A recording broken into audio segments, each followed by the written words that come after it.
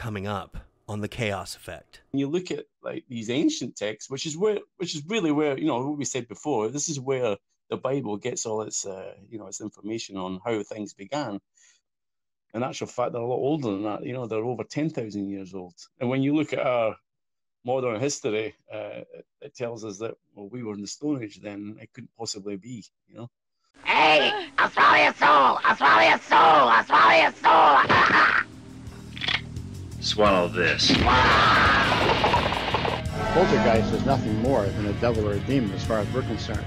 People say, this guy's going back into the medieval ages. There are no such things as devils or demons. Do you ever have the suspicion that you've been abducted by aliens? In 1947, a pilot spotted 9 saucer-like shapes moving at an estimated speed of 1,200 miles per hour. Welcome to the Chaos Effect. Good morning, good afternoon, good evening, from wherever you may be listening. I am your host, Ryan Knights. We are coming to you from the deepest, darkest, smallest little back room in the nocturnal void. And please, before we get on with meeting our guests and the show itself, if you like what you hear, please like and subscribe. And now on with the show. So this is something that we had talked about a long time ago doing, and I'm glad that we're finally getting the chance to do this. But the Anunnaki, the Sumerian tablets, ancient Sumer, that's a pretty big subject. It sure is. Yeah. It's massive. And from what you've told me, you've been taking a lot of notes. So that I'm pretty happy for that, because me, not so much, but I have been doing a little bit of digging. And I guess one of the things that I guess probably might be a good starting point is when I guess you dig into the Sumerian tablets and then you start relating them to other religious texts around the world. Now, I'm not so sure about the actual Hebrew Bible itself or the Quran, but coming from the Catholic Bible, where I've, had to literally reread that book 5 times over, cover to cover, because of early life and Sunday school and my grandmother dragging me to church all the time. You see a lot of the stories that are in the Sumerian tablets that have also been ported over to, say, the Catholic Bible. And I find that extremely interesting and a little odd too. Yeah, absolutely. No, I think it becomes quite obvious that most of the sort of modern day religious texts that we see, whether it be the Bible, Quran, or whatever, you can see that a lot of the information they got was from these ancient texts that come from Sumer, Babylon, or you've got the Enuma Elish from the Babylonian texts. There's clear evidence that they plagiarized the hell out of what the Sumerians had recorded on their clay tablets. I think that's undoubted. I don't see how anyone can refute that. No, and I honestly, in what little digging that I've done, well, what research that I have done, I wouldn't say little digging, but I find the cuneiform style of writing, like, how in the holy hell was somebody able to decipher this thing? And that was always my biggest question. And up through the centuries, thousands of years, however long you want to put a timeline on it, it's literally been translated all the way up through so many different cultures, all the way up to modern times. Yeah. It's a maths-based language as well, or text, and we owe a lot of inventions to the Sumerians, who in turn, state that it was given to them by, i.e., the Anunnaki. So one of the things that I thought was a very curious thing was the timeline. I believe they say that ancient Sumer was somewhere around 7,000 to 8,000 years ago. Am I kind of in the right ballpark there? Yeah, it goes back 4,000 years and further, but it's anyone's guess as to how far back it actually goes. Obviously, you had Mesopotamia, the cradle of civilization, or the Fertile Crescent as it was called. Mesopotamia, meaning between the rivers, the Tigris and Euphrates, is where the Anunnaki were supposed to have come, and they came to get the gold. There's a whole history. They actually ended up going to South Africa, and that's how man was created. And then, of course, they then created the civilizations back up in Mesopotamia. You had these great cities that came that are still in our history books, but I dare say there's probably ones that came before that have been lost to history. So who knows how far back it goes?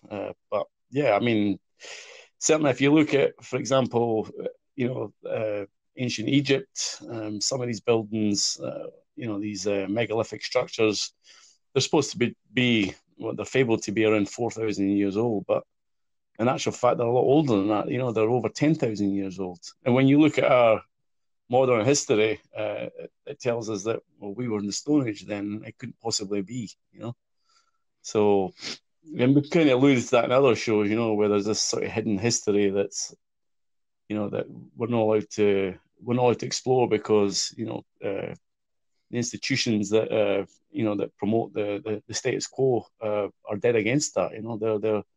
Their livelihoods are at threat if this turns out to be true, because it rewrites our whole history books.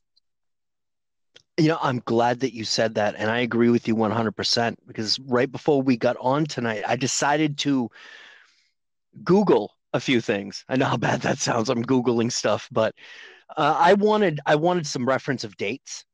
So what I did is I first looked up how old, what about time frame that the Sumerian tablets were made, and they said that experts believe it was around 1600 BCE, which would have been just a little over 2,000 years ago. Now you look at the emerald tablets, which that's a whole other subject for a different video, but I wanted to use it as a frame of reference, where they had experts that said they believed that the emerald tablets were written 36,000 years ago. So in my mind, if you look at, say, like the Bible or the Quran, around between 2,000 to 3,000 years old, these writings. So I totally agree 100% that the timeline is definitely skewered and that it's a lot different than what we were led to believe. Yeah, absolutely. I mean, if you look at take the pyramids, for example, there's no way to carbon date the pyramids. I'll give you a degree of the science behind it. They dug up a body nearby the pyramid and carbon dated that, and that's how they got the age of the pyramid. Which is just ridiculous. The stones that were carved out the bedrock to form that are millions and millions of years old. So it's impossible to date. But because they found a body near the pyramids that's 4,000 years old, well, that's how old the pyramids are. And it ties neatly in with everything else, obviously, the narrative that we're being fed. Yeah, I definitely find it hard to believe that an ancient man made the Great Pyramids, or the Great Pyramid, built that with tin picks and spades, where it's been measured and put down as fact that the Great Pyramid is exactly 7/8 of an inch square. So it's like, wow. And if you look at a tape measure, that's very, very small. Yeah, there's some very interesting facts about the Great Pyramid that are just unbelievable. I mean, I'm a builder to trade. I deal in construction all the time, and to build something that precise on such a massive scale, there's no way we could achieve that by today's standards. And you're going back into ancient times now, so. How did they do it? Oh, well, they did it with water levels, a plumb bob, and a string line. I don't think so. And not only that, but the time in which it was built. I mean, I do believe that it was built quickly, but not by the standards and tools that we're being told that it was built by. Yes, some definitely. of these. You look at you look at the pyramid, there's 4 sides to it. There's actually 8 sides to it. There's actually an invert in each face. And when you look at the actual circumference of that, it matches, or the radius rather, it matches the circumference of the Earth perfectly. You know, it's like, well, how did they manage that? You know, like, how could they possibly have known that? It's just ridiculous to even, you know, try and justify it by saying, oh, well, you know, they were clever people back then, you know. Yeah, I'll say. Extremely. You know, you take the pyramid over its axis, it's within quarter of an inch. I mean, that is just the precision involved in that. You know, unless you're in construction, you don't really know, but it's just unfathomable. It really is, you know. And It's not only that, mind-blowing. but you know, it's within half an inch level across its entire base. It's been built with interlocking stones that make it earthquake proof. You know, it's just the list goes on. You know, we could actually do a show just on that. You know, the Sphinx. If you look at the Sphinx, you know, I mean, there's geologists that are coming out today now. You know, who are, you know, they're actually being targeted now because of what they were saying. But you know, they look at the erosion marks on the Sphinx. They're saying, well, it's water that caused that. You know, and you know, for water to have caused that much erosion, you'd have to go back to a time when there was significant rainfall in Egypt, and that's 10,000 years ago. Well, what was Stone Age man doing building the Sphinx? You know, so it can't be true. You know, it mustn't be true. You know, so this is the this is the gospel that we're being fed. You know, Yeah. But as time goes by and we become more and more aware of it, you know, and information is more and more freely available, these hard questions keep coming up time and time again. There's no answers for them. You know, it's just don't ask. Yeah, don't ask, don't tell type of thing.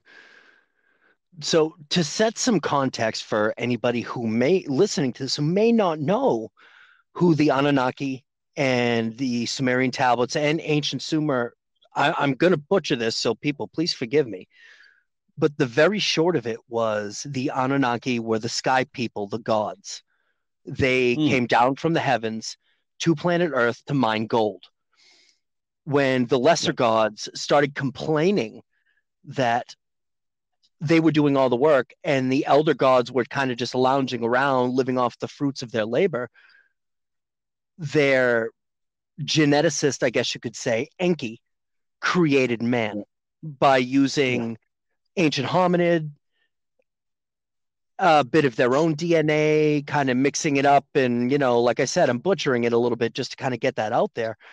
But they created man to mine this gold for them for their planet, which was known as Nibiru.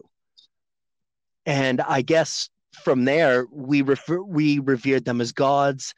In ancient depictions and stone carvings, they're always depicted as being giants with an unearthly blue glow in their eyes.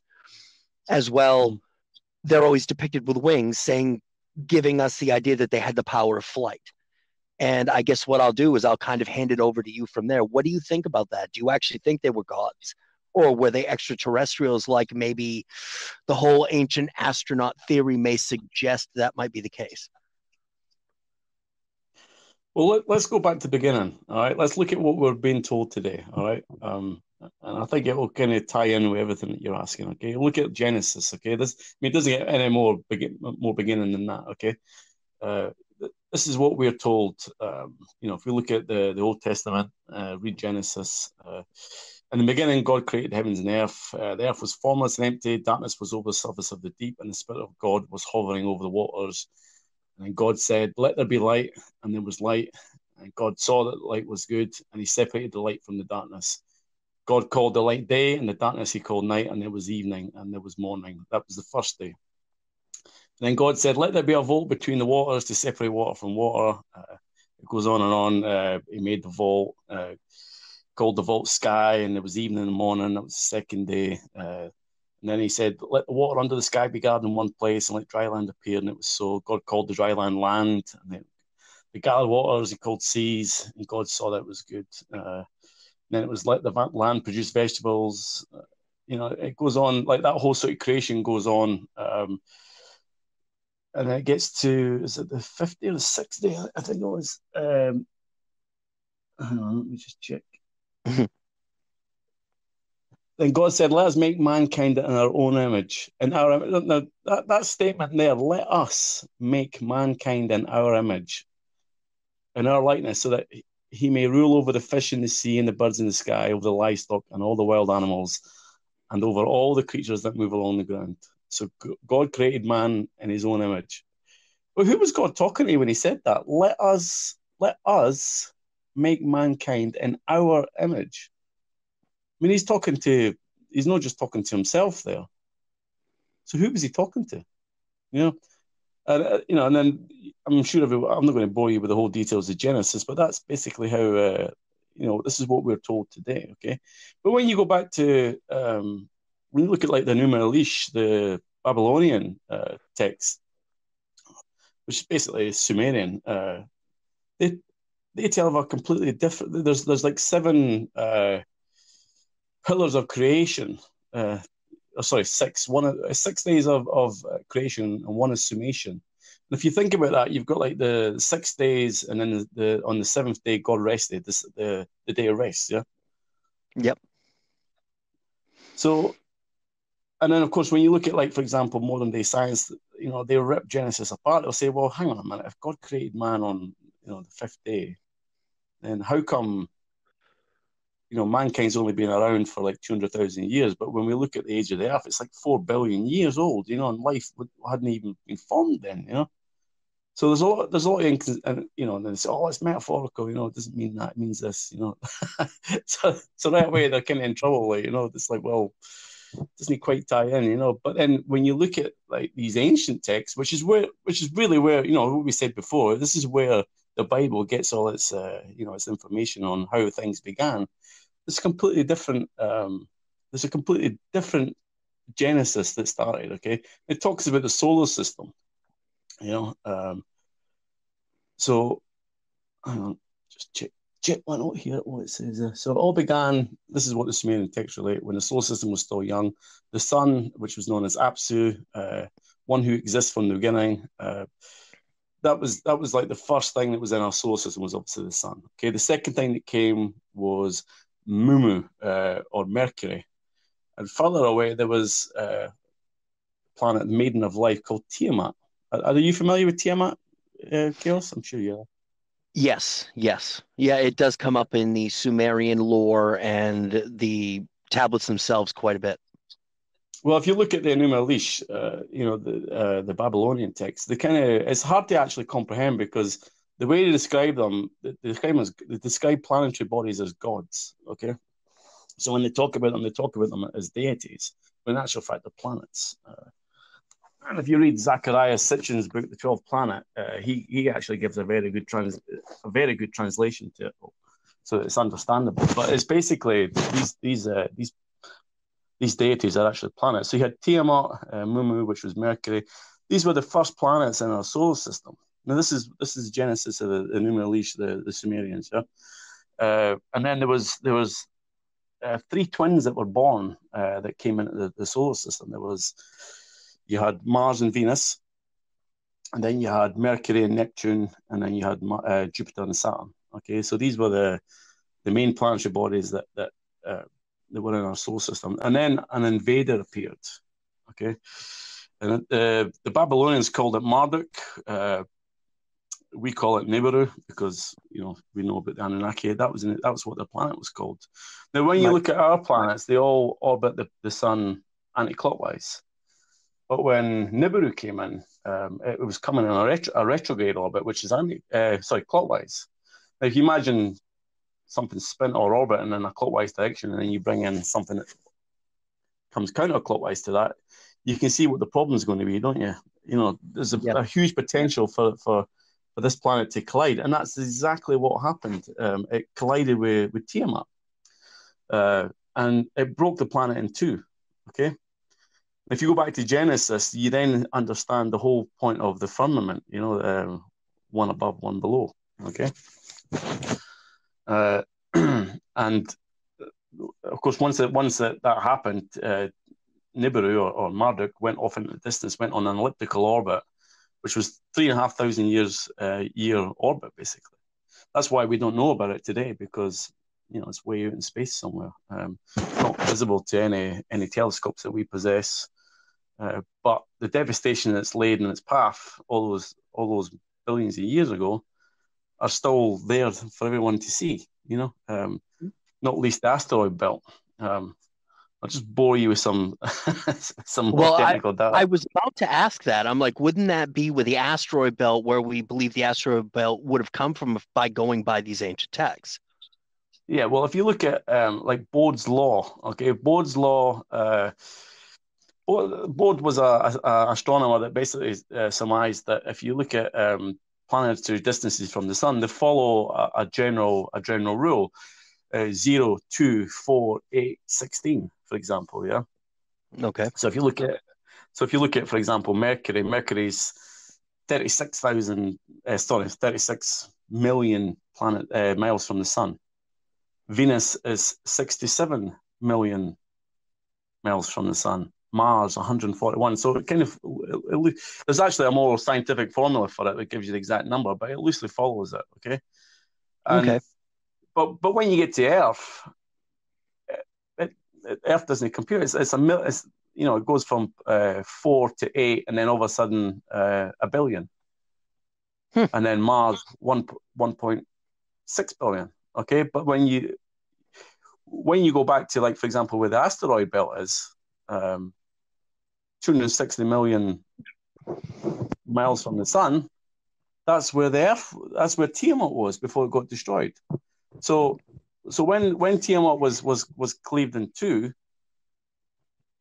you had what was called the asteroid belt that formed, which was where the planet was, and then Tiamat, or what was left of it, which became Earth, was then pushed further out into space. And that explains why, when you look at Bode's law, the Earth doesn't actually, follow that logic, you know. So, yeah. You know, there's loads of wee sort of like things bits of evidence that support basically that. You look at, for example, certain moons. I think it's Triton around Neptune is in a retrograde orbit, and it's like, that's impossible, you know, unless something collided with it. What could have collided with it? Well, when, you know, Nibiru came into our solar system, the gravitational pull that it had on the planets as it went by created this. And of course, it would have been carrying satellites or moons with it as well. And I think it might have lost one or gained one, you know, which kind of explains this whole chaos that's been, you know, created around its passage through our solar system. So that's basically how our genesis began, you know. Our beginning began, you know, and of course the Earth reformed. Also explains why, you know, the Earth's crust is made up of plates, tectonic plates. You look at other planets, they don't have that, but the Earth does. That's because you know, whenever you've got like a mass in space, it always forms into the tightest ball possible. But, you know, it was made up it was completely split asunder and then put back together again through the vacuum of space, and you end up with these tectonic plates that cover the whole planet. When you actually look at an image of the Earth, and you can Google this, if you actually look at an image of the Earth without any surface water or atmosphere around it, you'd be quite shocked at the shape of the Earth. You know, it's had a serious battering over its lifetime. You know, and it does look like it's been, you know, it's been in some sort of major collision and then put back together, managed to hold itself back together again. You know. So, you know, and then of course, you know, life began on Earth as it did, you know, photosynthesis, all that, oxygenation of the planet began, and life began on Earth as we're taught in school. You know, you had the various bacteria that came, and then plant life, and then animal life, etc. And then, must have been 400 or 1,000 years ago, the Anunnaki came down to Earth, you know. And they came, this is coming back into what you were asking before, you know, they came in, they came at the planet purely on the basis that their planet's atmosphere was badly polluted, and they needed to do something about it. Apparently gold has got, if you can get gold up in your atmosphere and it's like a dust form, it acts as a reflector against the harmful sun's rays and protects the ozone of your planet. So this was the reason why they came. According to the Sumerian text, this is the reason why they came to Earth, was to get the gold. And as you rightly say, you know, when they first came to Earth, gold was in abundance. You could find gold just lying around in rivers. You could go and pick it up. There was that much gold lying around. But as as the gold became more and more scarce, they had to then start looking at ways of digging it out of the ground. And the mother lode of all the gold on the ground, as we know today, is in South Africa. So that's where they went. And then there was a rebellion because these people, this race that were digging underground, weren't really designed for that kind of work, and it was hard toil. So come in Enki, and he said, "Hang on a minute, we can actually form a slave, and we can get them to mine the gold for us." So what did they do? They made a slave in their image. Does it sound familiar yet? Yeah, a little bit. And thus man was born. And it's funny actually, because when you go into the details of that, you find that they didn't just experiment with making man. They experimented with a lot of things. There was a lot of chimeras and whatnot that they experiment with. Taking the DNA from certain animals and mixing it with others. And if you think about that, that kind of explains how we got to things. These myths about like goats with human bodies. A man with goat's hooves, and a centaur. Like a half man, half horse, or half man, half bull. Minotaurs. Even going so far as to things like werewolves and all these like sort of demonic sort of creatures that we still have nightmares about today. They experiment with all that kind of stuff. And if you recall, we did a show with Vault where we spoke about how things might have just been manipulated from a genetic level. Well, they certainly were. And it goes back. This is going back thousands and thousands of years. It's been going on since then. Well, it's funny because that could also, in a way, maybe come into play with our modern cryptid type of things when you're talking about Sasquatch and Dogman, and you've got the Chupacabra, and what you're saying is right in line with the fact of the ancient Greeks talking about Cyclops and the Chimera, and back in this time period, something like that could have been more abundant. But as man goes on, we don't play well with a lot of things, especially our own. So I could see where a lot of these things would have been kind of just chased right to extinction because, well, we're on the dinner plate for something like that. So, yeah, no, absolutely. Yeah. I do have something as you were talking before. You were mentioning Nibiru. I just have this one thought that keeps popping into my head where they say if Nibiru comes into our solar system once every 3,000 or 3,600 years or so, wouldn't we have seen this in our modern era or right before that, where it could have been recorded by history, whereas whereas modern man, in air quotes, we've been recording things for a long time. Wouldn't we have seen Nibiru by now? Yeah, we would have. Yeah, absolutely. 100%. And if you look at history, it's easy to see why we don't know about it, because what did the invaders do when they sacked a place? They erased their history. They burnt their books. There's our history is fraught with all that. Book burning and history is written by the victors. And who. Yes. Whichever invading army happens to win, you have to look at who's controlling that army. Okay, who's the figurehead? Who's the one that's really in power? And there's plenty of evidence of manipulation from Anunnaki in our history. You only got to look at Greek mythology, Egyptian mythology. They all talk about deities that they fought for, who even were present on battlefields. It's there if you go and look. It's rife. We talk about like the Anunnaki came down from the gold. If you think about it, we have been mining gold from this planet since the Stone Age. There's evidence in mines that go back way past 10,000 years.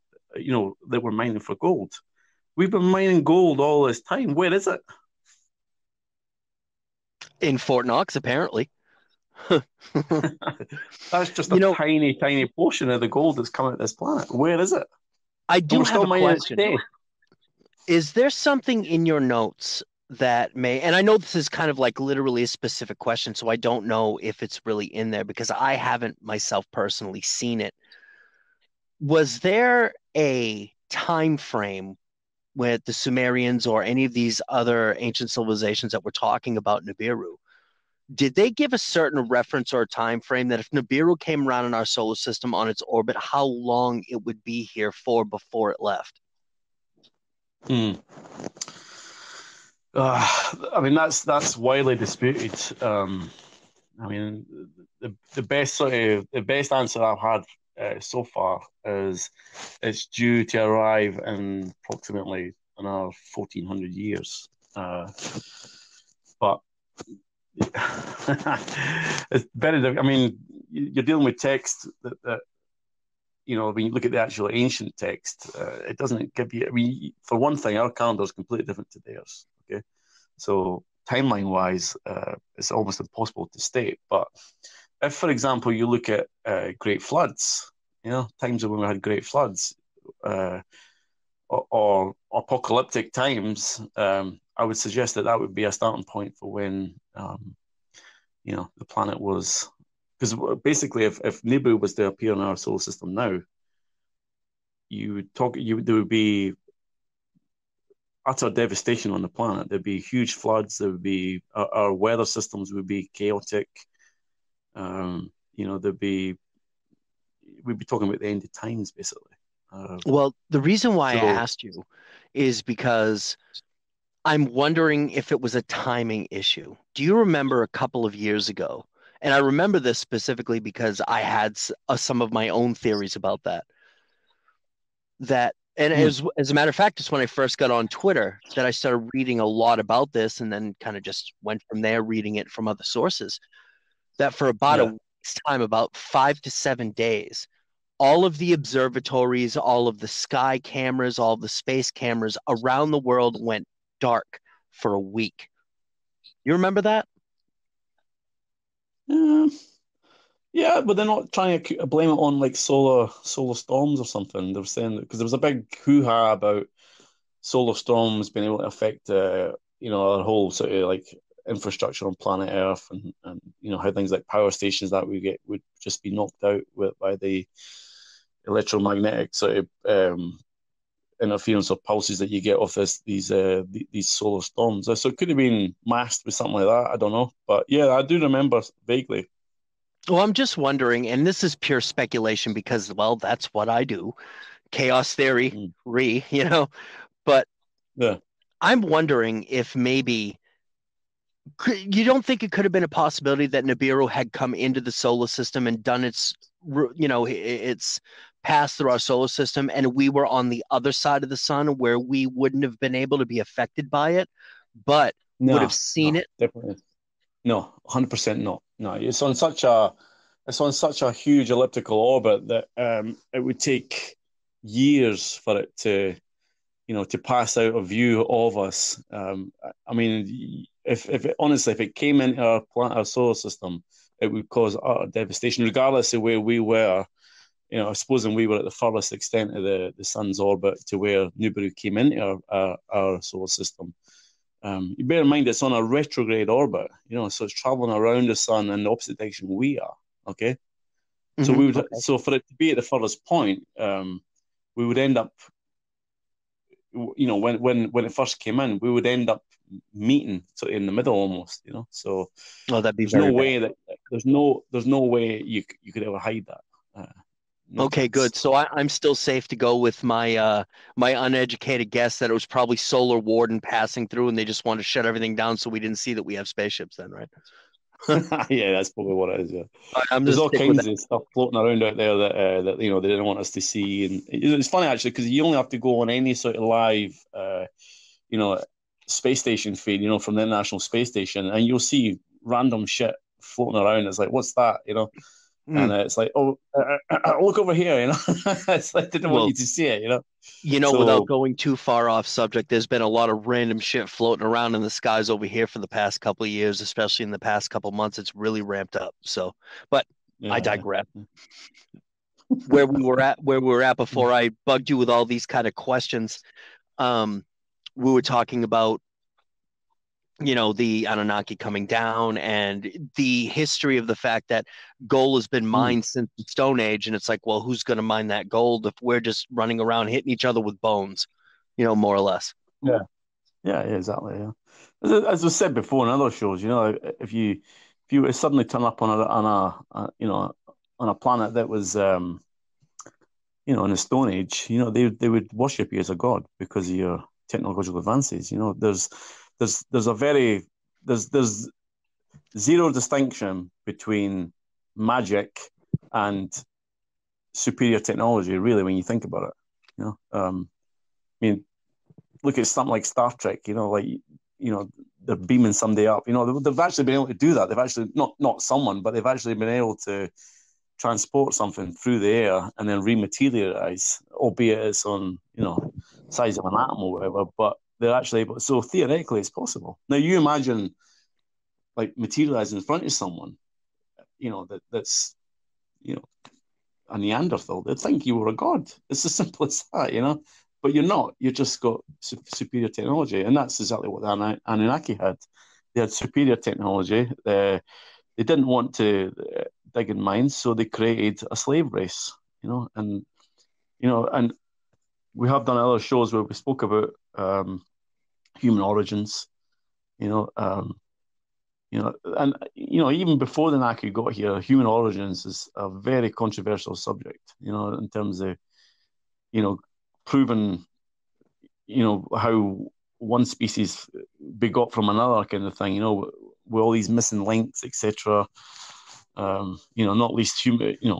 Cro-Magnon, Homo sapiens. When we look at the fossil records, our closest ancestors, there's not a single human bone in any of them. So we're completely manufactured. We've been engineered. There's no question about that. But the powers that be will tell you different. Keep drinking the Kool-Aid. Slowly, yeah, we evolved slowly. What's funny is that I had seen. I'm sorry. A certain piece of information I thought was really interesting. When you get into the tale of Gilgamesh, which is literally, it's part of the Sumerian tablet family, I guess you could say. And it tells, the tale of the flood, which also has been taken, the Noah flood story is literally, it's almost like the creators of the Catholic Bible decided, hey, that's a good story. Let's use that, because the two stories are identical. It's just been changed slightly to fit a certain narrative. And now you've got it, which is weird because there's also a certain gospel called the Gospel of Enoch, which talks about the Nephilim, the Watchers, the giants, now coming down to save mankind and then repropagating mankind. So that sounds to me like that is very relatable to the Anunnaki, because if you look in certain parts of these tales, that there were, I believe it was Anu that wanted to flood the earth to, more or less kind of bring the population down and more or less kind of almost eradicate us because he was annoyed with us for some reason. I didn't get into the details of why he was. I think that's kind of almost irrelevant at this point. But now you've got Enki and a few of the other Anunnaki who come to love mankind came down and said, had hidden us in certain places. I mean, and an ark made with a bunch of animals, kind of like the saying, where I'm getting at with this, right? Yeah, no, absolutely. But there's so many stories of, the Anunnaki actually warring each other. We were pawns in those wars, Gilgamesh was a demigod. You look at the Greek mythology; it was filled with demigods. It was he was half god, half man. If you ever see statues of Gilgamesh, he was a giant. Yes. And there's a picture. I can't remember where it was, but there's a picture of a statue of Gilgamesh. He was also known as a lion killer, and he's got a lion. He's trapped a lion in his hand, between his thigh and his hand, and it looks like a domestic cat. But it's a full-grown male lion, so it gives you an idea of the size of the man, and he was a bit of a tyrant when he ruled over what was the name of the city that he was? I can't remember the name of the city now. But the city that he ruled over, he was a tyrant in it, and there was a rule where, he had to lay with every woman before their husband could lay with them, and they cried to the gods, they beseeched the gods to do something about it, and that's where Enkidu came in. I don't know if you know about Enkidu. I presume you do.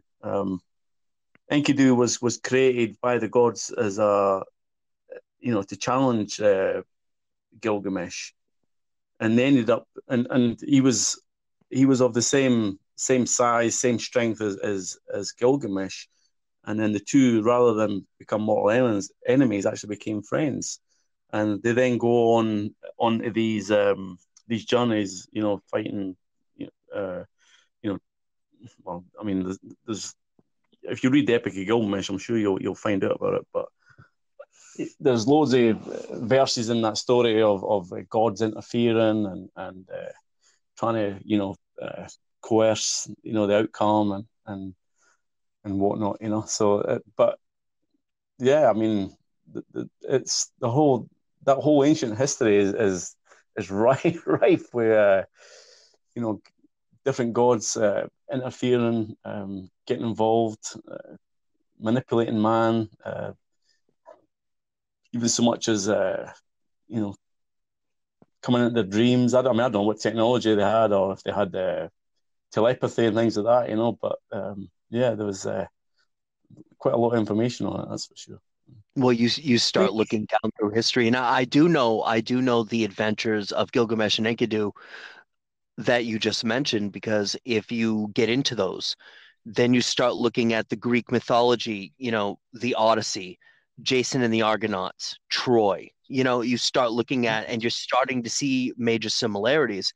And on top of that, something that I want to touch on that you had mentioned just a little bit ago, you've got the pantheon of the Sumerians, and now you look at the pantheon of the Egyptian gods, the demigods, and then you look at Kukulkan from the Aztec or the South American pantheon. You're starting to see a lot of different similarities that all seem to revert back to one thing. Yeah, they're all kind of sort of following the rule of one of the Anunnaki. And you talk about Enki. Enki was given the title, I think he was Lord of the Earth or something. He was like in charge of the whole Earth. But eventually, these relations broke down and they started to war each other. And then it's just as I said before, humanity became a pawn in those wars. They used humans to fight these wars, as well as obviously getting involved themselves. And there's certainly, when you look at, I think it's Sunai. Yes, Sunai. There's a place in Sunai where it looks like there's been a nuclear bomb that's been detonated. And this was one of the wars that was fought with them, where they actually detonated a nuclear bomb. And in actual fact, when you look at the Bible, Sodom and Gomorrah, there's evidence of that as well. They nuked the place. Yeah. Yes. I do know exactly what you're talking about with that. Yes. I find it all very interesting. So I'm wondering, do you think that the city of Atlantis and the people that live there, do you think that this plays a part? Now, I know that this came from Plato. I think it was Plato that, or I could be getting his name wrong, was another Greek theologian that had talked about Atlantis. And now in this point, we're referring back to the Emerald Tablets, because now you have the story of Thoth, who was an Atlantean, but also an Anunnaki, and as well a man. So that could be considered like in a demigod type of status, because he was the first pharaoh of Egypt, the man who had actually, or whatever he was the one who had created Egypt when, after the destruction of Atlantis, they had gone to the land of Kim, which is modern day Egypt now. And I'm just kind of wondering if this plays a part, because when you get into the Emerald Tablets, a lot of the things that Thoth says can be referred back to the Sumerian tablets. So it makes you wonder, well, which one came first? Which one was the chicken and which one was the egg? You know what I mean? Yeah. Yeah, well, I think they're both saying the same thing. Whether it's, you can argue back and forward as to which one came first, but does it really matter? It's. I mean, I think it's entirely possible for one civilization to coexist in a different part of the world and write about the same thing, albeit maybe at a slightly different time. But they're still writing about the same thing. They're still recording the same history, and this history was passed on to them. It wasn't. You weren't born with that knowledge. They were given that knowledge. You look at like priests in the modern church today. Well, that all stems back to when these Anunnaki were on the planet. They would elevate certain humans into what was known as the priesthood, where they were given divine information. They were taught how to read for one thing and write. Yeah.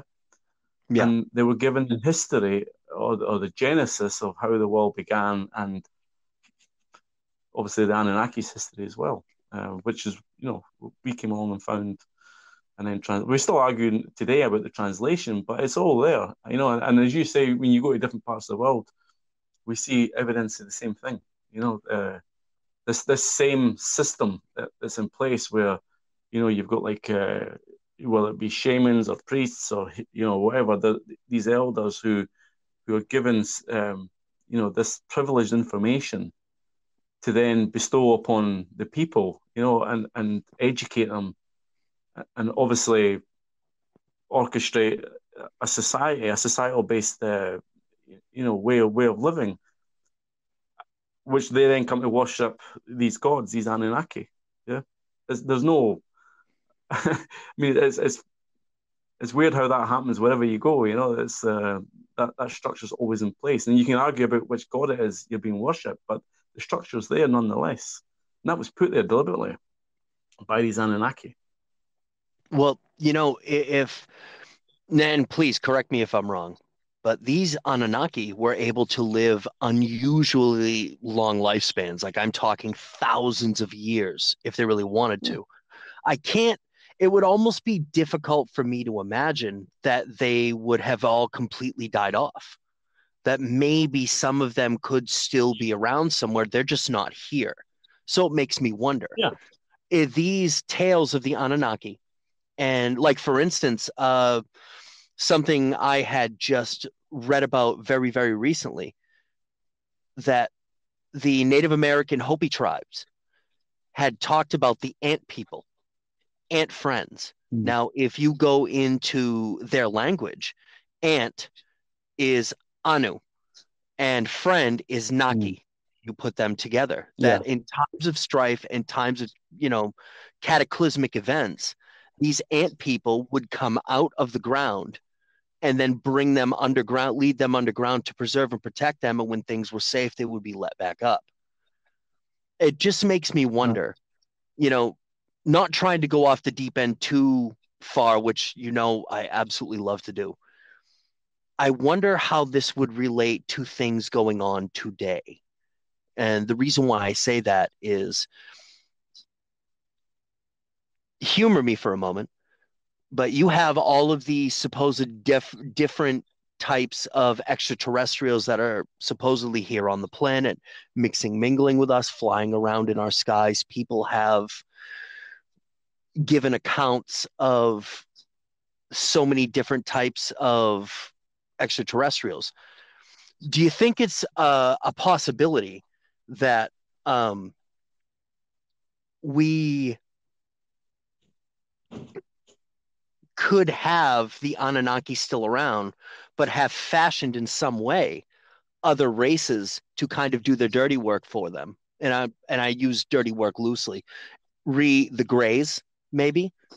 There's been a lot of speculation, especially by people who have encountered these beings, that they aren't actually totally, biological. You think that could be a very loose possibility, maybe?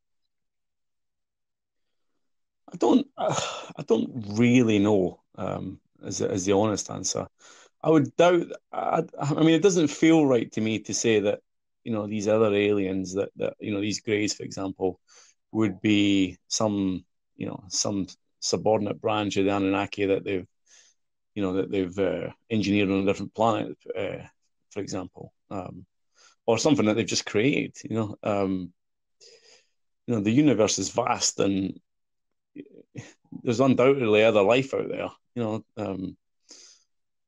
The Anunnaki, they just happen to be on a planet that coincided with ours, and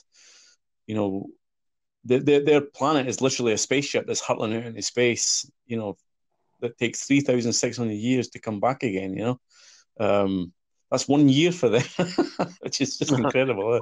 True that. Kind of makes you realize why they live so long, but yeah, 3,600 years is, that's a hell of a time, and I guess a human life is just a blink of the eye for them, but we're just theorizing now. We don't know.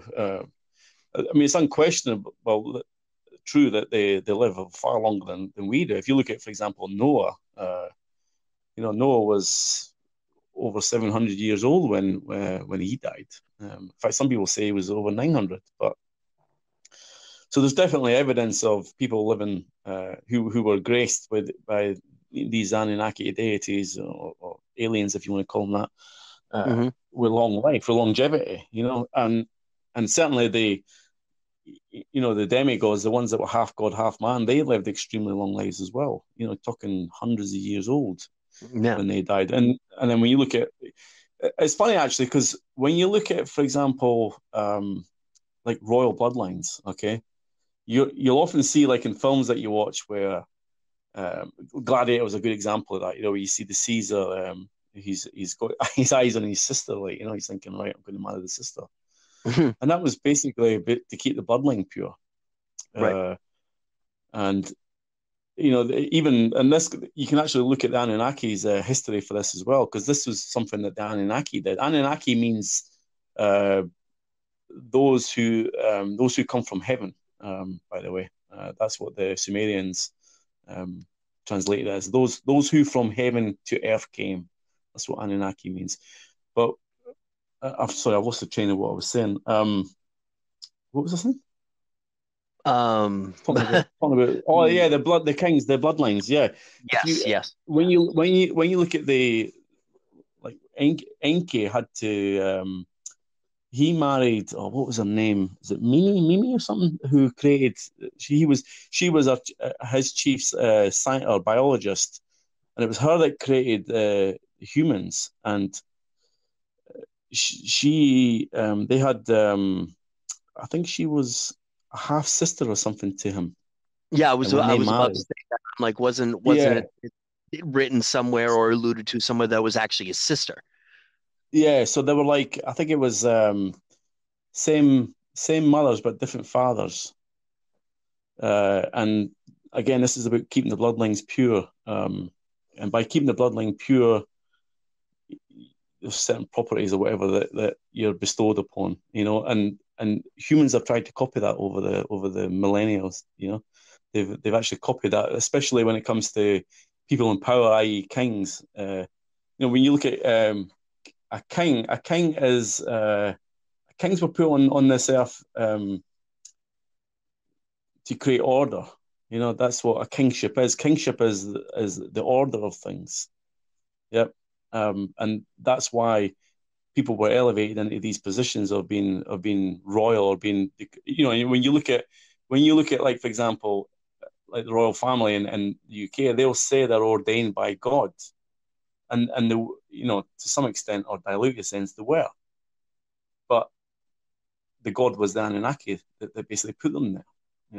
Yeah. Well, I mean, it's a great point that you brought up, because the history can point toward the Merovingian kings, a line of French kings that had supposedly lived for hundreds of years at a clip, a couple hundred years at a clip, and they would marry within their own family. They would have large families, marry within their own families, and then eventually had kind of bred themselves out of existence, because when you do something like that, there's a possibility for birth defects and people just completely going mad, and so I think where we as a species kind of didn't quite get the whole that you do have to have, you can keep your bloodlines pure, but you have to have another bloodline so that you kind of don't distort your own, I guess, maybe, if that's the right way to say it. Yeah, no, absolutely. I mean, there's definitely evidence of inbreeding causing these genetic abnormalities, etc. And any ecosystem that's got inbreeding going on in it, isn't going to live particularly long. That's for sure. But there's definitely some truth in what we're talking about there about marrying like a half sister or half brother. There was some. I think that, I mean, there was, when I was reading Up and Up with Zecharia Sitchin, he was saying that even in the animal kingdom, like bees, etc., they do that. Ants do that. It's like the half brother or half sister is what gets to mate with the queen, kind of thing. And that's keeping this genetic code pure. But obviously, if you get it wrong, then you've got problems. Yeah, so you have to kind of keep it pure right from the start. But Sitchin was saying that he thinks that there might be some scientific discovery yet to be found for that. To say that that there's some sort of genetic benefit that's been got from that. Obviously, as we sort of go through time, we evolve, we change. Our genes change. Because of the journeys that we're on and the way we live our lives, all the conditions that we live under, as well as the genetic input from other humans, we change over time. Right. And I don't know what we're going to change into, but we're definitely changing. To suit the the life that we lead. But who's to say that in a million years' time we could be something completely different to what we were originally intended to be? So maybe that's what it's to do with. I don't know. But... Well, it definitely makes you wonder. Do you know about the catacombs? Is the best word that I can use. The catacombs that are underneath the Giza pyramids, specifically, I guess, underneath the Great Pyramid itself. Yeah, I've heard that they've done like X-rays, etc., and found that there is underground chambers, etc., under there. I don't know much about it, but yeah, I'm familiar with what you're talking about. Well, in the Emerald Tablets, Thoth talks about them as regeneration chambers. That he and his people, and I'm going to assume his half of his Anunnaki heritage, actually were able to regenerate every so often to be able, I guess, more or less kind of take their essence and put it into another body. Or it wasn't completely specific, but that maybe could be one reason as to how they were so long lived. I'm kind of speculating at this point. I don't know if that was. I mean, I know, like, when the tale of Gilgamesh, like the Adventures of Gilgamesh, part of the reason why he went on that sort of that epic journey that he went on was because he knew he was going to die. He wasn't, he wasn't going to live forever, and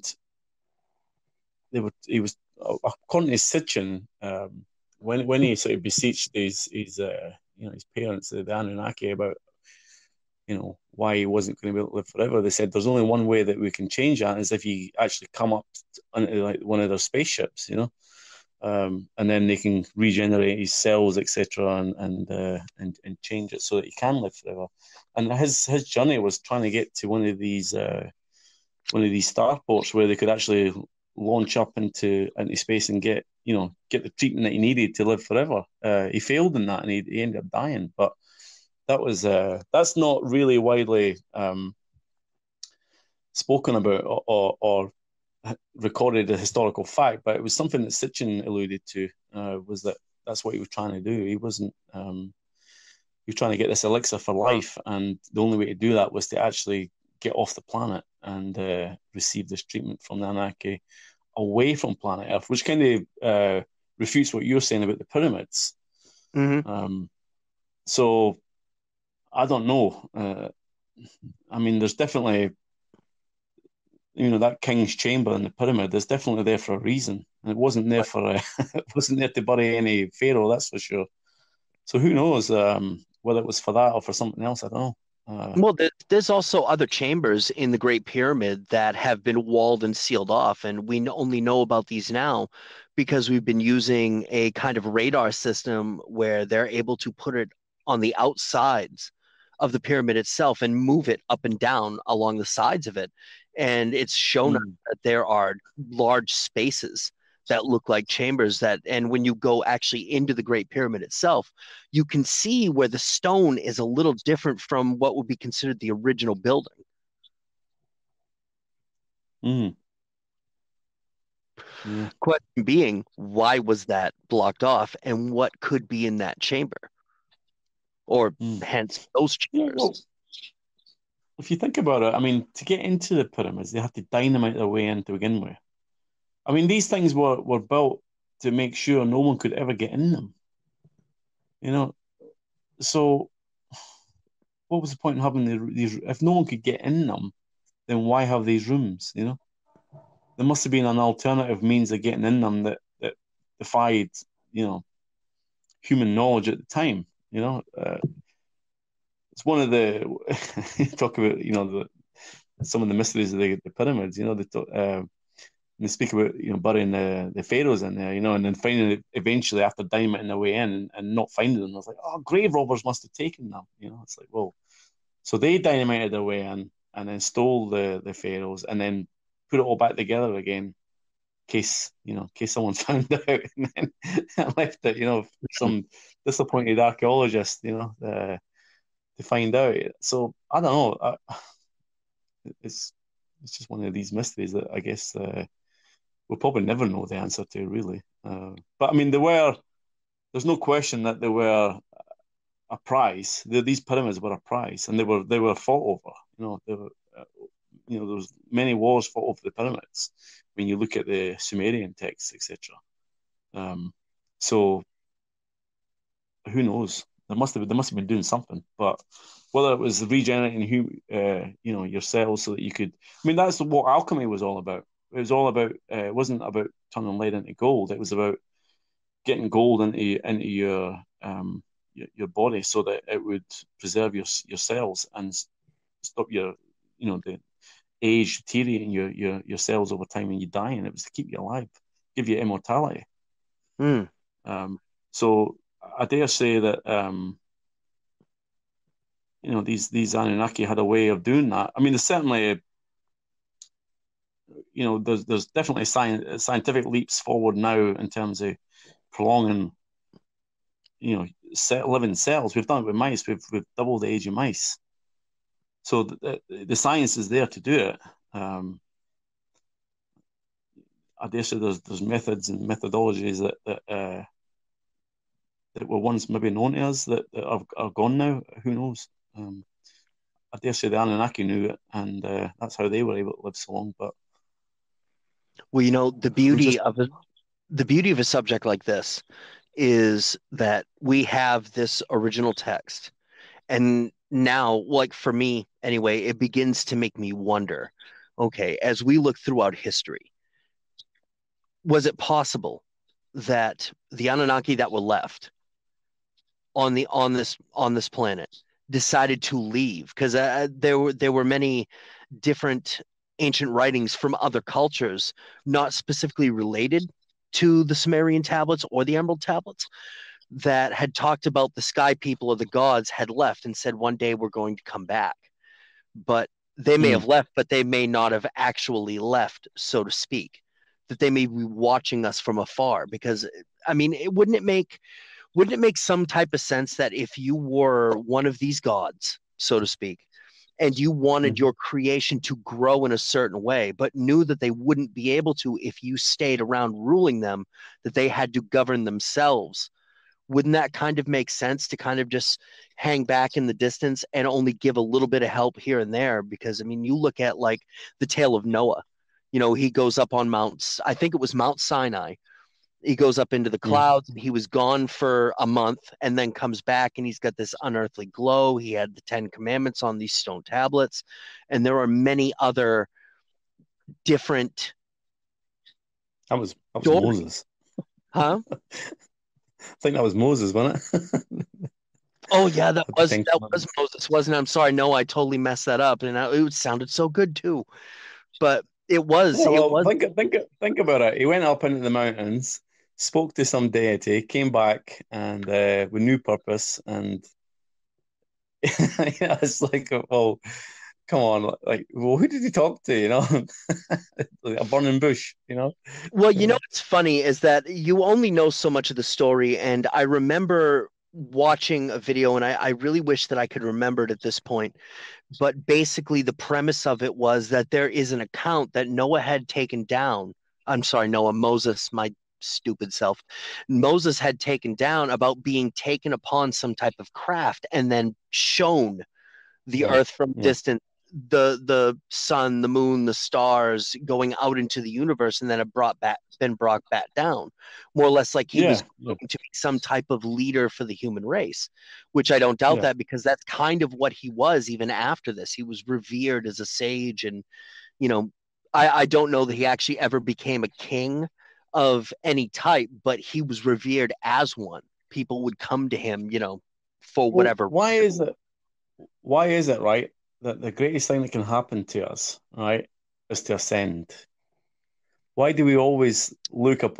Why do we have to rise up into the sky as as a way of, like, transforming from this life into the next and being in the embrace of God? It's no accident that we're taught that, that we aspire to that. Yeah. That Yeah. when we die, we will ascend, we will go up into the sky, into the embrace of God, okay, and then we'll be invited into the kingdom of heaven. All right. So it's up in the sky somewhere, i.e., out in outer space. Yeah. Well, funny that. That's where the Anunnaki come from. Huh? Yep. And back when, and like, when you look at, like, for example, Sumerians, Gilgamesh, they lived in what was known as ziggurats. Is it ziggurats? It was like almost like there was like these massive sort of structures, I and believe these that was deities, the word. I think it's a ziggurat. They would come down from the heavens, right? And the priest would go up into the ziggurat and then commune with them, all right? And then he'd come back down and then deliver the message. And the people never got to meet these gods. It was only the priest. And it's So, funny that you say that, because now that you have put that out there, there are mm, there are very strong similarities to the Mahabharata in saying the same thing, that these massive structures in the sky, that the priests would go up and they would confer with the gods with their message and then come back down and yeah. spread this out to the populace of the people, and this is how it should be, this is how you should live. Same thing with the Mm, Moses story. It's very interesting when you start looking, and I don't mean to we don't mean to make this like this big religious type of thing, but if you look at it, it's ancient texts, but a lot of people in power have come to use these as symbols of worship to regain power, saying, I am a mm. representative of the gods, just like these ancient peoples were. If you don't believe me, read this type And of. God we trust. And God we Yeah. trust. Right? I mean, We it's the trust same in thing God. too. If you look at the writings of Enoch, which wasn't put into the King James version of the Bible, he talked many, many, many times about being taken into a craft, flown across the planet out into the stars.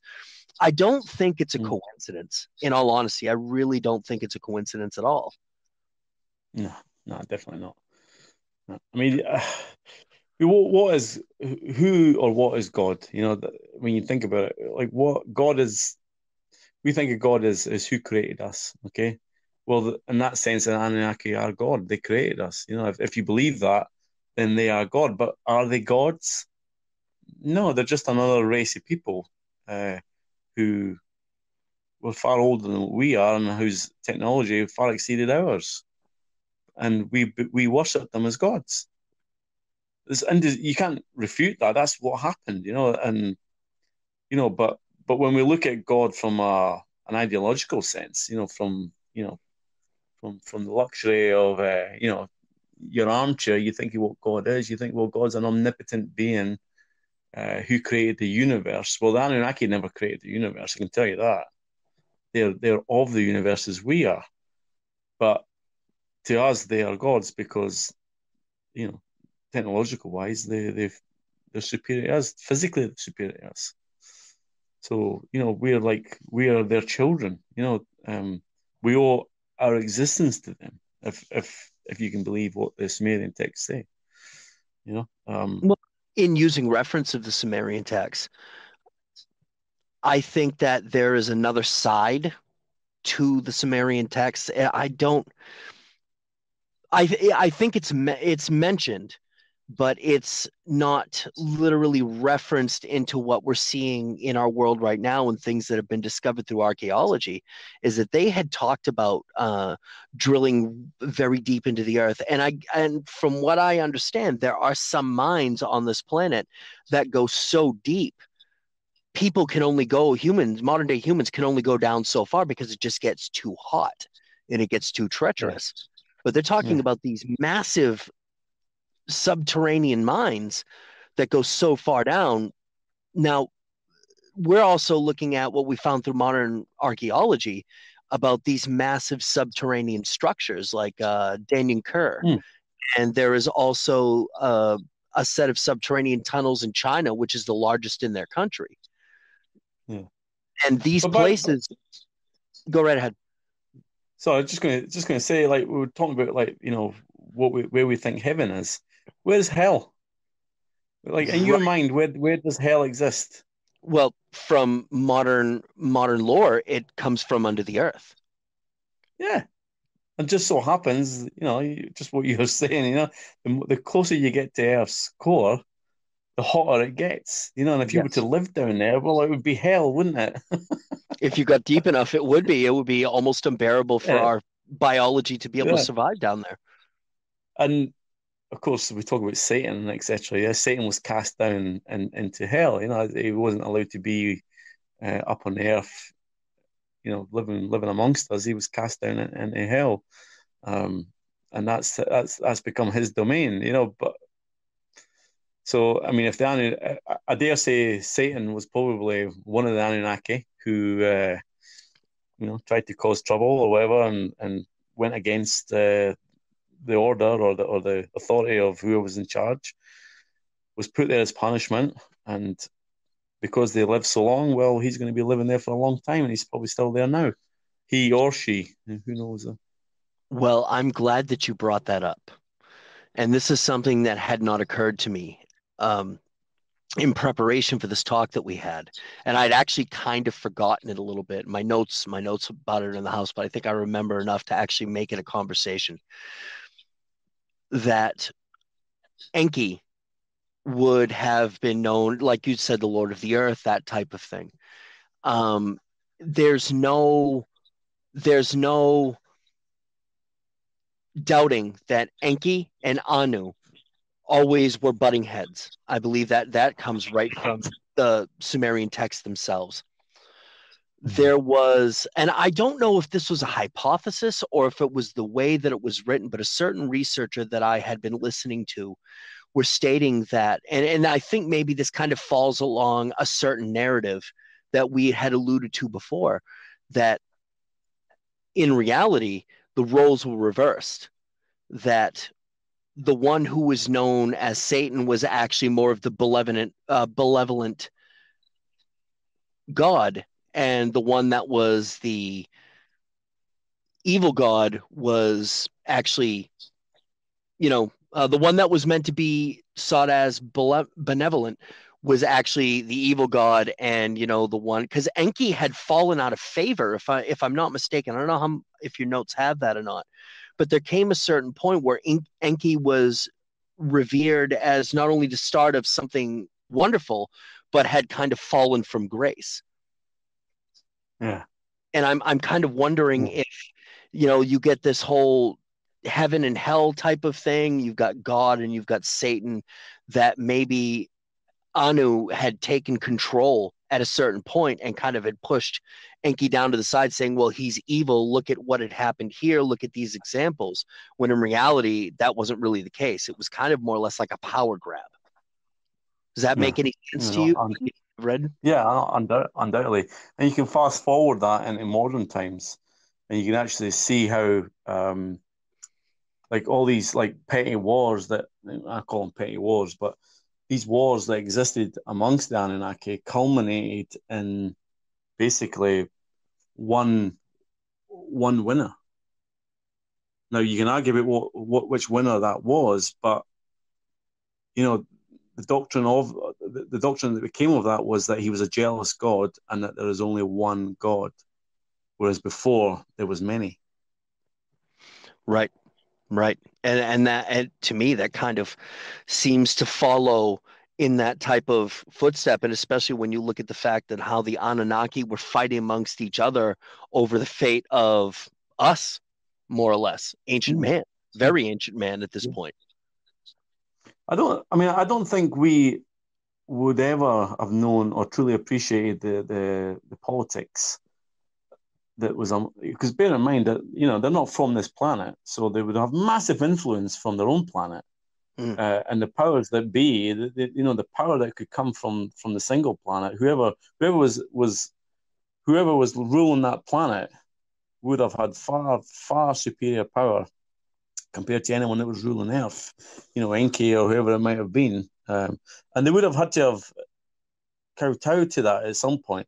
I think these like, this is my own opinion. I don't know this as fact, but I think what probably happened was, as the planet, as Nibiru comes near to the Earth, the influence of the Anunnaki becomes more and more prolific. Okay, and as it goes away from the Earth, their influence becomes less and less. Okay, and when it's less and less, this is where you get these wars springing up. You've got these other Anunnaki who are fighting over territories and power grabs, etc. They haven't got Big Daddy, for want of a better expression, Big Daddy,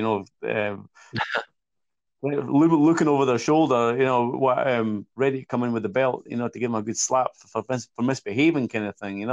They haven't got that worry, so they're just misbehaving and they're just running amok on the planet. And in actual fact, when you look at the Great Flood, the cleansing, that's what that was. That was basically them running amok, okay? And then obviously as Nibiru have come back closer into Earth's sphere, or their sphere of influence, rather, they've looked at what's going on and went, oh, hang on a minute, this is ridiculous what's going on here, right? They've gone down and they've found the purest souls they can find, i.e. Noah, and they've said, right, this is what's going to happen. We're going to flood the place. We're going to get rid of all this. But we want you to survive, and certain other things to survive. They gave Noah designs for building a boat, and you can't refute that because it's there in the Bible, etc. as well. He was given the design by God on how to build the boat, and then of course then the floods came, the great cleansing came, and the world became anew again. You can argue if that actually happened or not. But what was the Great Flood? Was it rivers flooding, or was it the actual planet flooding? I don't know. But there's multiple evidence of great floods over the years. You've only got to look at how oceans, rose and fell. The Earth's completely different now to what it used to be back. Look at Antarctica. Antarctica used to be rainforest. And that's evidence of, this tumultuous upset from a planet like Nibiru coming into our solar system and causing these great upheavals within our planets, ecosystems, etc. Yeah, the whole landscape changes.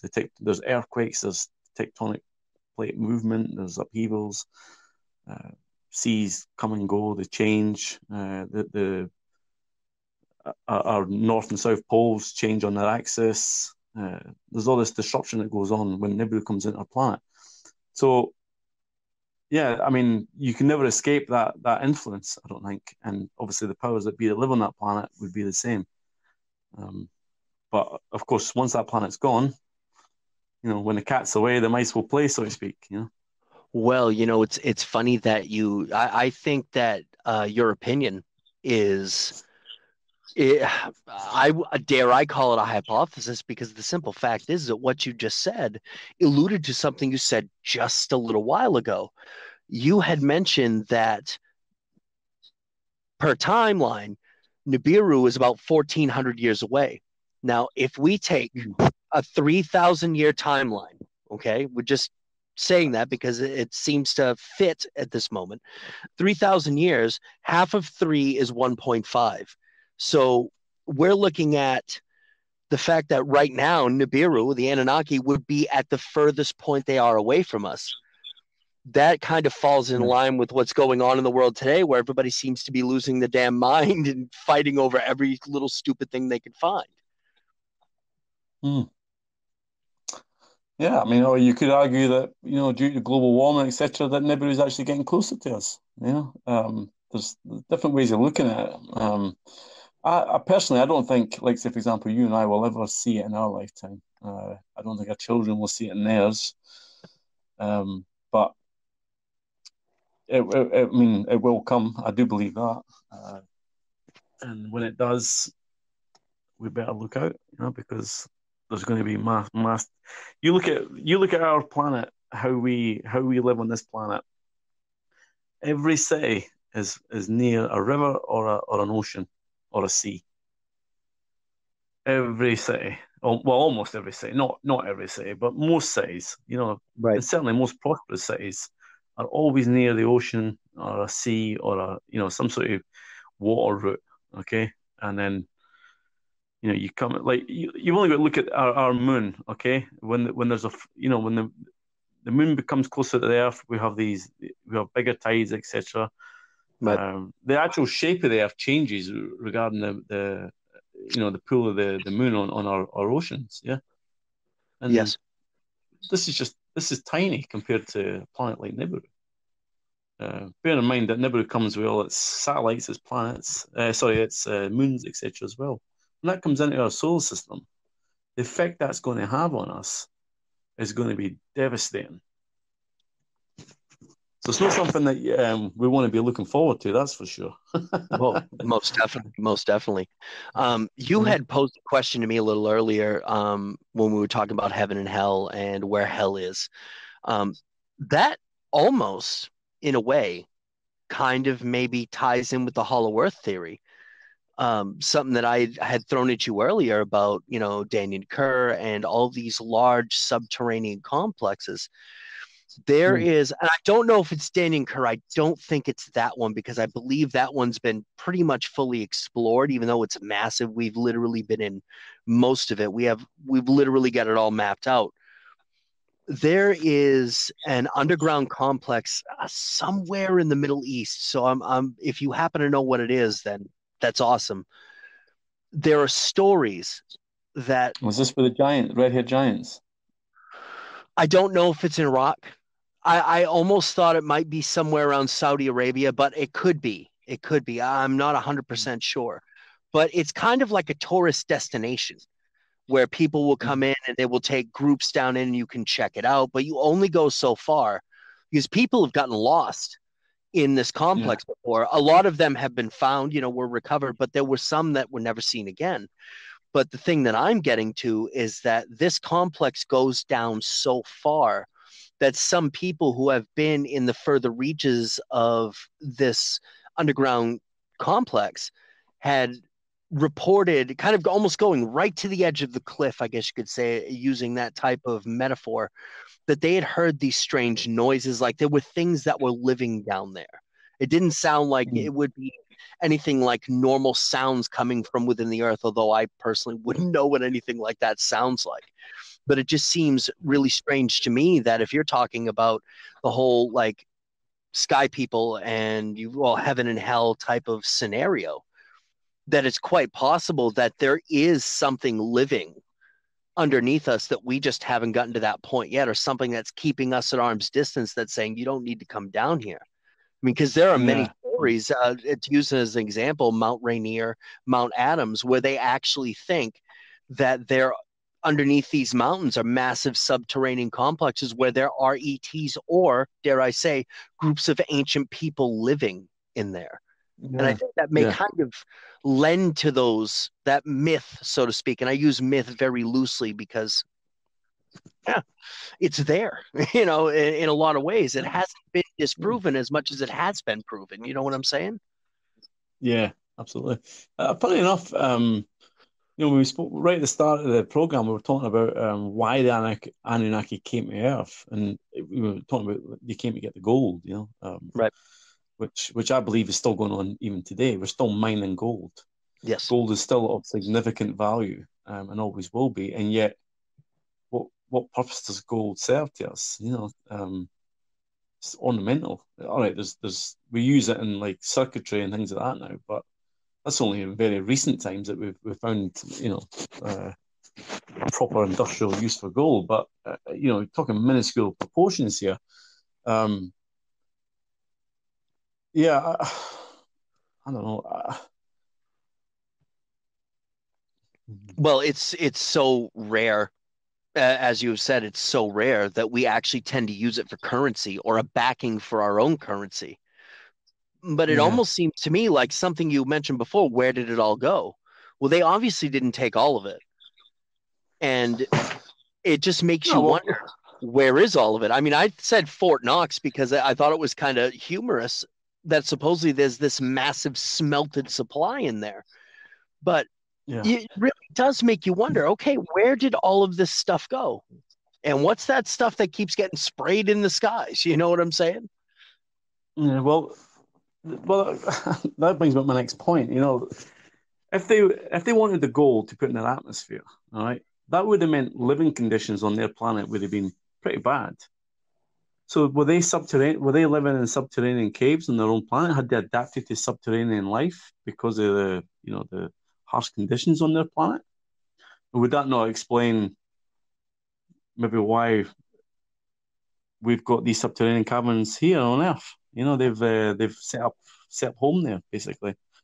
You look at places like Antarctica. There's a lot of theories about Antarctica where people go missing, ships go missing. They get too close to certain areas of Antarctica.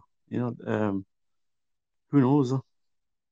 Right, and it is such a massive subject, and there is so much speculation that can be done, and there are so many things that tie into the subject that literally the number of topics are almost limitless in a way. You could pick one topic and do you could do 10 shows on one topic. That's how in depth it gets, it's difficult to put into words in one show to encompass everything, that's for sure. But yeah, there's so many branches that lead off of it that are just take you down a rabbit hole. They certainly do. No pun intended, but they certainly do. A very large rabbit hole. Very easy to fall down. Very easy to fall down. And you end up coming out with just more questions than you went in with, Right. It's weird because it almost like this whole topic, because I know I've thrown a lot of off the wall stuff at you, but I wanted to get your opinion on certain things and how it may relate to the topic that we originally started off on. And it's a lot like, a conversation that I had with a couple of fellows a couple of nights ago. And that topic was extraterrestrials. And in a way, we're talking about that now, but we're just kind of, bringing up the history of something like that and the narratives of the victors, more or less, that have more or less written history. But it makes you wonder, do all of these subjects somewhere, somehow connect to each other in a way that we haven't fully figured out the puzzle pieces yet? How they are connected to each other, we just haven't quite gotten there yet. And when you talk about something like the Anunnaki and the writings in the tablets, then it takes you to the Emerald tablets, then it takes you to the Noma Elish, and then now you have these subterranean caverns. You have other religions that were formed, that were newer based religions that are taking from these ancient writings. And you're even looking at the funny lights that we're all seeing in the sky, even today. It's in what way, how are they all created, and how do they all fit? I I don't think it's a coincidence. I just don't think that we have all the information yet. I think the fundamental thing to take from all of that is you're not looking at anything new. Lights in the sky, whatever you want to call it, or whatever you think you've seen, it's not something new. It's not like, oh, this has just happened. This is new in our history from mankind's point of view. We're just children. We're babies in the grand scheme of things on a timeline sort of sense. Things have come and gone, but way well before us. And nothing that we are discovering now or nothing that we talk about is new in that sense. It's just a discovery for us. You talk Kind about of like rediscovering something that was already written a long time ago. We're just the light bulb's just kind of going ding, and we're like, oh, I see where you're going with that. Yeah, absolutely, yeah. We're just we're coming into the world blind, and our aperture of what we can see is very narrow, and it's only when you actually shine a light on something that it becomes illuminated and we can actually see what it is, and then all of a sudden, these rabbit holes appear that we tumble down and our search for the truth, But there's, as I say, there's nothing new here, This is old news. In some ways, it's new to us, but it's old news, the Anunnaki, everything. It's all old news, Same with aliens around our planet, etc. They've been coming and going for millions of years, undoubtedly. That's my opinion. Anyway. And the big question that comes to my mind with something like that: how were they related to the ancient gods? Or, in a way, are they the ancient gods? They've just kind of pulled back to see what we're going to do with each other. And, well, it's a little hairy right now. And I think that's an understatement, but it's just kind of a generalization of the overall subject. Yeah. We talk about politics, the politics of Anunnaki. There's probably a whole array of politics that goes on amongst other alien civilizations that are curious about us. They know that if they come in numbers, they'll probably start a war. With another alien race, for example. Yeah, but who knows? I certainly don't believe that we're the center of the universe and we're the only ones out there. That's for sure. And just to let everybody understand who may be listening, when we talk about the Sumerian tablets, we're not just talking about one set of a few tablets. We're talking about hundreds of thousands. Hundreds and thousands of Sumerian clay tablets. And it's funny that you mentioned politics of the Anunnaki, because there are hundreds of tablets that are just set on what the politics of these beings actually were. And it mirrors what's going on today, because all they did was fight and debate with each other and start wars with each other and butt heads. And that's kind of what we're doing now, if you look at it. They certainly did make us in their image, didn't they? Because that's what we do. Most certainly, I would say. Absolutely. We fight all the time. We've got a fierce territorial, paradigm. We will not give up territory for anyone, and that's bred into our DNA. It's like we'll defend this this earth that we stand on, and this is, you see it all over the world. Everyone, fights over bits of land and resources, etc. Yeah, and we're no different. We're no different to them in that sense. That's what they did, and I gave you my opinion on why they fought, and I know time will tell. I guess I don't think we'll be around to see it though. Well, I certainly hope not. I don't want to be around. I don't want my kids to be around to see that, or their kids. No, definitely not. But you'd hope that we get to a technological level where that won't be a problem. I.e., we're on different planets, etc. We're starting to do that now. We're looking at actually putting a colony on the moon now, and we're talking about getting to Mars, and I think we're on the cusp of a major discovery when it comes to space travel. That's for sure. It might be another 50 years off, but we're getting there, and Yeah. hopefully by the time Planet X or Nibiru or whatever way you want to call it comes around, we'll be well enough advanced to to meet it and deal with it. One But can you only look, hope. yeah. But when you look at like if you take away all our major cities and humanity for that sense actually, and just deal with the planet on its own, okay, something like that coming into our solar system has no consequence really to life on Earth. It only has consequences to anything that's in proximity to to our oceans. But Right. life goes on. Life will go on as it always has, and other life forms will thrive and carry on. And that's been the way of things for billions of years on this planet, And and the it will flood continue stories for billions more. reflect that. Yeah, that's exactly Yeah, right. The flood stories reflect that even though most yeah, of us got wiped out, there were some of us that were left to rebuild and repopulate. And yeah. that's the human spirit right there. I mean, yeah, I don't think you could get much more brass tacks than that. Yeah, well, that's always been our greatest strength is our ability to just basically say, right, let's go to another place and we'll rebuild, and that's exactly what we do. We've done it. You've only got to look at the planet to see how we've colonized it, to see how we've been able to do that, and we've been good at it. We've been extremely successful at it, and we do live as much as we look at like modern times and we despair at times about the way things are. But by our very nature, we are an optimistic race. We always think we can achieve things. We always think that we can rebuild. We always think that we can improve things, or fix things. We never live our lives in torment and defeat. We always rise up again, and that we'll keep doing that. Yes. As I say, by the time Nibiru comes around, hopefully we'll be colonizing other planets and able to do things that we can't even dream about at the moment.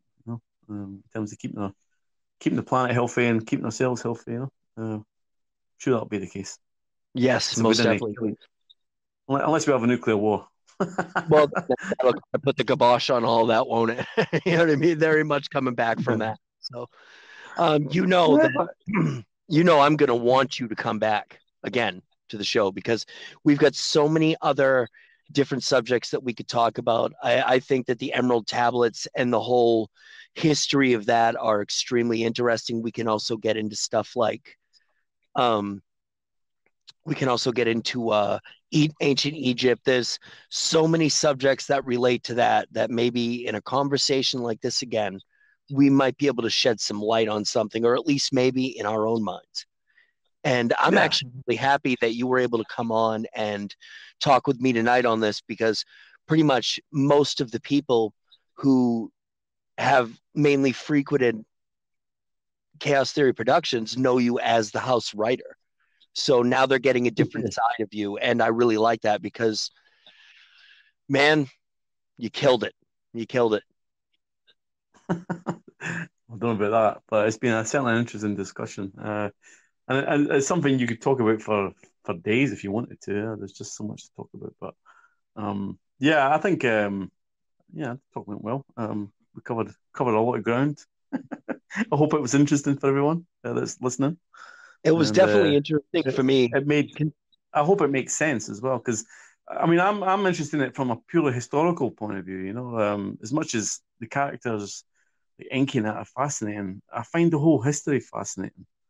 And I really mean that. Even like human origins, like all that. I find that I'm really fascinated by all of that, and like ancient myths and legends and all that kind of stuff. It's just it's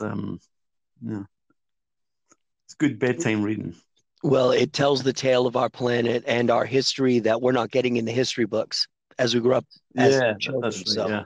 I've always said that there's a hidden history there that we, that's either kept from us or it's just out of reach or we just don't know. But it's definitely there, and you only have to like, you know, take it.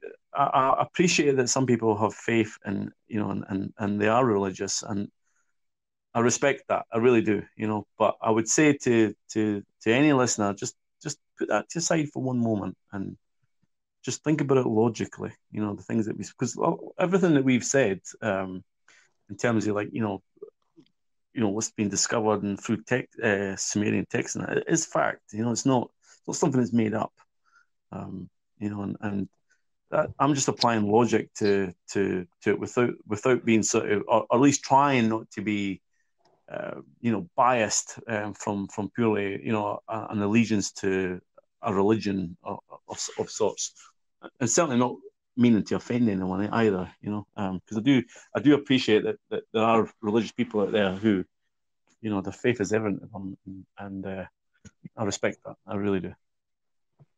Definitely. Well, brother, we're running down on time. So what I'm going to do is I'm going to say thank you so much for coming on to the show and having this awesome discussion. I know I enjoyed it, and I know you did too, and I'm pretty sure anybody who's going to listen to this is going to be the same thing, because there was a lot said tonight. Definitely. And if you hold on, I'll give you a quick call after this is done. And everybody, massive thank you to Paul for coming on to the show.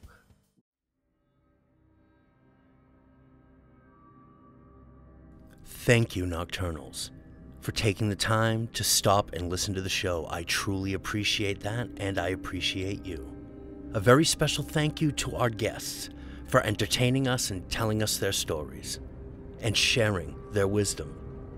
Until the next time, Nocturnals, I will see you in the next show. Good night, everybody.